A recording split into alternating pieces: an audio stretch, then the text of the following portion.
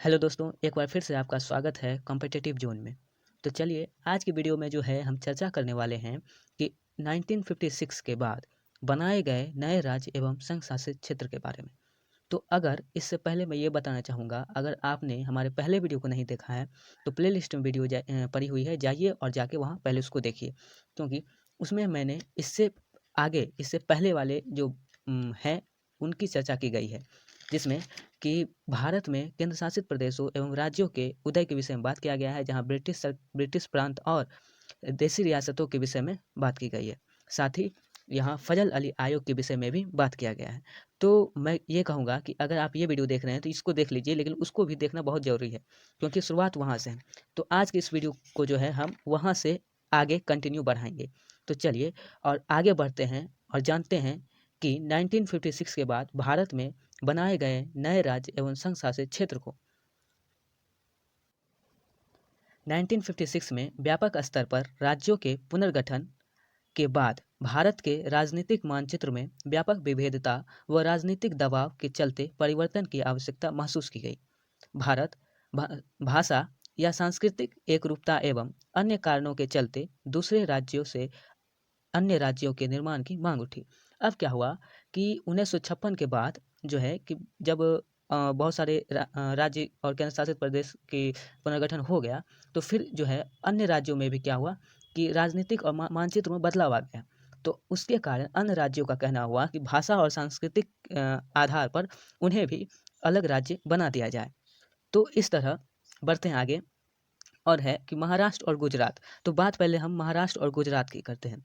तो अगर महाराष्ट्र और गुजरात की बात करें तो मैं बता दूं कि यहाँ ये जो महाराष्ट्र और गुजरात पहले जो थे, ये दोनों एक ही स्टेट हुआ करते थे, यानी कि दोनों एक ही दोनों महाराष्ट्र और गुजरात सम्मिलित रूप से एक स्टेट यानी एक राज्य हुआ करते थे, जिसे बॉम्बे नाम से जाना जाता था। ठीक है। तो हुआ क्या कि जहाँ क्या होते थे कि महाराष्ट्र मतलब मराठी भाषी लोग और गुजराती भाषी लोग दोनों वहाँ रहते थे। वो बॉम्बे प्रेसिडेंसी में, मतलब पूरा जो इलाका था वो बॉम्बे का था। ठीक है। तो फिर क्या हुआ कि 1960 में ये तो द्विभाषी राज्य थे बम्बई। तो बम्बई को क्या किया, अलग राज्यों में विभाजित कर दिया गया, मतलब राष्ट्र को एक महाराष्ट्र बनाया गया और एक गुजरात बनाया गया। जो मराठी बोलते थे उन्हें महाराष्ट्र में उनके लिए महाराष्ट्र बना दिया गया, और जो गुजराती भाषी लोगों के लिए गुजरात राज्य बना दिया गया, जो गुजरात भारतीय संघ का 15वां राज्य बना। ये देखिए, यहाँ जो मैंने यहाँ आपको बताया है, ये देख रहे हैं आप, यहाँ से यहाँ तक जो था पूरा बॉम्बे था, जिसमें से इस क्षेत्र को अभी काट के यहाँ से मान लीजिए ऐसे कट गया, तो इतना दूर का क्षेत्र हो गया। ये क्या हो गया आपका महाराष्ट्र, और ये जो है आपका गुजरात हो गया। ठीक है। चलिए बढ़ते हैं आगे। दादरा एवं नागर हवेली। अब जानते हैं दादरा एवं नागर हवेली कैसे अस्तित्व में आया। तो बता दें कि 1954 में जो यहाँ थे, 1954 तक यहाँ जो था कि पुर्तगाल का शासन था, मतलब पुर्तगाल यहाँ अपना शासन चलाते थे, यानी पुर्तगाल के अधीन था ये दादरा एवं नागर हवेली 1954 तक। और जब ये 1954 में आज़ाद हुआ, तो फिर वहाँ से 1954 से लेकर 1961 तक यहाँ लोगों द्वारा स्वयं चुना गया प्रशासन चलता रहा। और फिर 10वें संविधान संशोधन अधिनियम 1961 यानी 1961 के द्वारा इसे संघ शासित क्षेत्र में परिवर्तित कर दिया गया। उसके बाद जो ये है कि भारत का संघ शासित क्षेत्र के रूप में उभर कर आया। अब बात करते हैं गोवा, दमन एवं दीव का। तो यहाँ क्या था कि 1961 में पुलिस कार्रवाई के माध्यम से भारत में इन 3 क्षेत्रों को अधिकृत किया गया, और 12वें संविधान संशोधन 1962 के द्वारा इन्हें संघ शासित क्षेत्र में के रूप में स्थापित किया गया। अब क्या था कि पहले जो था गोवा, दमन एवं दीव, ये 3 जो थे, तीनों क्षेत्रों को एक में मिला लिया गया, और 1962 में यहाँ जो है इसको केंद्र शासित क्षेत्र बना दिया गया। अब क्या हुआ कि फिर बाद में 1987 में यानी 1987 में गोवा को वहाँ से अलग कर दिया गया और एक पूर्ण राज्य का दर्जा दिया गया, और इधर जो बचा आपका दमन और दीव को केंद्र शासित प्रदेश बना दिया गया। इस तरह 1987 में आपको गोवा राज्य बना और दमन एवं दीव केंद्र शासित प्रदेश बना। ये देखिए, आपको बता देते हैं, यहाँ जो है आपका देख रहे होंगे मैप में, ये आपका गोवा है, ये दमन है और ये दीव है, और ये तीनों जो क्षेत्र था उस समय एक ही था 1961 तक। और 1962 में इनको क्या किया, 12वें संविधान संशोधन के द्वारा एक केंद्र शासित क्षेत्र बना दिया गया। और फिर बाद में 1987 1987 में गोवा को अलग राज्य बना दिया गया और ये जो बचा दमन एवं दीव ये केंद्र शासित प्रदेश बन गया। और फिर क्या हुआ कि गोवा, दमन एवं दीव एक राज्य और केंद्र शासित राज्य के रूप में उभर कर सामने आया। अब बढ़ते हैं आगे और जानते हैं कि पुडुचेरी के बारे में। आप लोग बहुत लोग इन्हें पौंडीचेरी भी कहते हैं। पौंडीचेरी एक्चुअली इसका पुराना नेम है। तो चलिए जानते हैं कि पुडुचेरी का जो क्षेत्र था पहले जो था फ्रांसीसी गठन का स्वरूप था। मतलब ये जो था एक फ्रांसीसी गठन का जो ये स्वरूप था, जिसे भारत में इसे कई नामों से जाना गया। जैसे इसको पुडुचेरी, कराईकल, माहे और यनम के रूप में जाना गया। अब क्या हुआ कि 1954 में फ्रांस ने इन्हें भारत को सुपुर्द कर दिया। यहाँ सुपुर्द का अर्थ ये होता है कि सौंप दिया। तो 1954 में फ्रांस ने क्या किया कि पुडुचेरी को भारत को सौंप दिया। इस तरह 1962 तक इसका प्रशासन अधिगृहित क्षेत्र की तरह चलता रहा। ठीक है, अधिगृहित क्षेत्र की तरह चलता रहा और फिर इसे क्या किया गया कि 14वें संविधान संशोधन अधिनियम के द्वारा संघ शासित प्रदेश बनाया गया। अब क्या हुआ कि इन्हें संविधान के 14वें संशोधन अधिनियम के द्वारा क्या किया, केंद्र शासित प्रदेश बना दिया गया।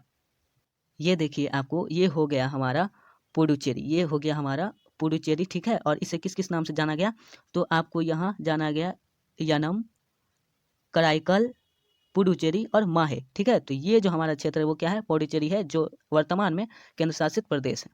और चलिए इस तरह आगे बढ़ते हैं और जानते हैं नागालैंड के विषय में। तो बता दें कि 1963 में यानी 1963 में नागा पहाड़ियों और असम के बाहर के त्वेंसांग क्षेत्रों को मिलाकर नागालैंड राज्य का गठन किया गया। कि ये जो था कि असम के बाहर का जो क्षेत्र था, जो त्वेंसांग का क्षेत्र था, उन क्षेत्रों को और नागा पहाड़ियों का जो पहाड़ी लोग होते थे नागालैंड के, उन्हें नागा पहाड़ी कहा जाता था। तो वैसे वर्तमान में भी नागा पहाड़ी कहा जाता है। तो 1963 में इन लोगों का जब आंदोलन हुआ तो आंदोलन के कारण उनके मांगों को लेकर एक नागालैंड राज्य अस्तित्व में आया और नागालैंड राज्य का गठन किया गया। ऐसा जो है आंदोलनकारियों की संतुष्टि के लिए किया गया था। और इस तरह क्या हुआ कि नागालैंड को भारतीय संघ के 16वें राज्य का दर्जा दिया गया। अब यहाँ से अगर आपको क्वेश्चन भी पूछा जा सकता है कि भारतीय संघ के 16वें राज्य कौन सा है, 16वां राज्य कौन सा है, तो आपको क्या लिखना है, वहाँ नागालैंड लिखना है। तो इस तरह नागालैंड का उद्भव हुआ। तो चलिए फिर आगे बढ़ते हैं और जानते हैं। अब बात करते हैं हम लोग हरियाणा, चंडीगढ़ और हिमाचल प्रदेश की। तो ये देखिए, ये बहुत ही रोचक है। क्या है हरियाणा, चंडीगढ़ और हिमाचल प्रदेश। तो 1966 में पंजाब राज्य से भारतीय संघ के 17वें राज्य हरियाणा और केंद्र शासित प्रदेश चंडीगढ़ का गठन किया गया। अब देखिए यहाँ पे क्या है कि पहले पंजाब जो थे, पंजाब राज्य जो था, उसी से जो है पंजाब से ही हरियाणा को अलग किया गया है और हिमाचल प्रदेश को अलग करके नया राज्य बनाया गया है। तो पहले जानते हैं कैसे। तो क्या हुआ कि 17वां राज्य जो है 1966 में पंजाब राज्य से भारतीय संघ के 17वें राज्य हरियाणा और केंद्र शासित प्रदेश चंडीगढ़ का गठन किया गया। इसके बाद क्या हुआ कि सिखों के लिए सिंहगिरी राज्य यानी जिसको पंजाब कहते हैं, पंजाब की मांग उठने लगी।